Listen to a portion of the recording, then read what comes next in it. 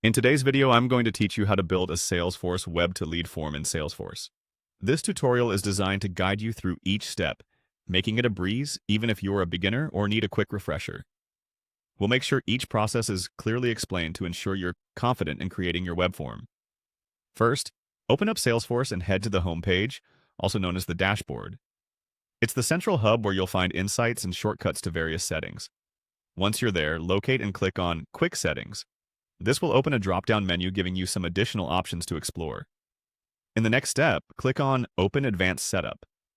This area in Salesforce allows you to access more intricate settings and options, which is necessary for generating your Web to Lead form.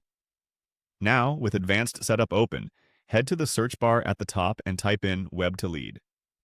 As you begin typing, suggestions should appear. Select the Web to Lead option to continue. In the Web to Lead settings, you'll find an option labeled Create Web to Lead Form. Go ahead and click on this. This is where you'll design and configure the form that your leads will interact with. Now, you'll want to focus on the Available Fields section. This section contains all the fields you can include in your form. Let's discuss its importance. These fields represent the pieces of information you'll be collecting from potential leads.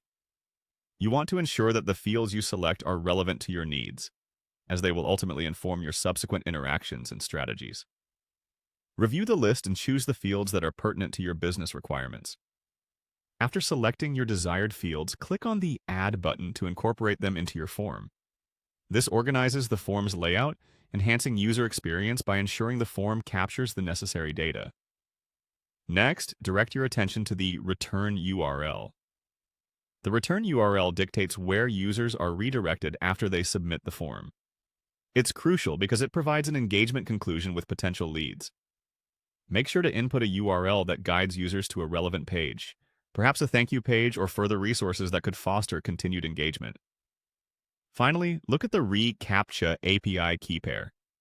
Implementing a reCAPTCHA verifies that the form submissions are conducted by actual users rather than bots, enhancing security and ensuring the integrity of your collected data. If you haven't already generated your reCAPTCHA, there should be an option to click Generate to create a unique API key pair. Include this to safeguard the form from spam and malicious submissions, and that's it.